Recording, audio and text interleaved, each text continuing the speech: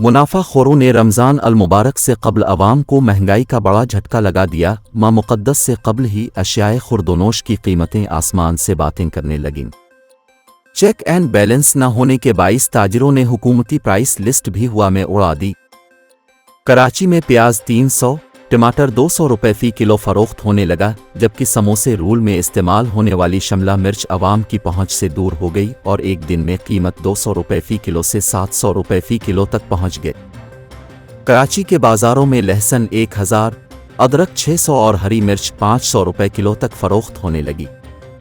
इसके अलावा बच्चियां का गोश्त 1400 जबकि मुर्गी का गोश्त 700 रुपये में फ़रोख्त हो रहा है।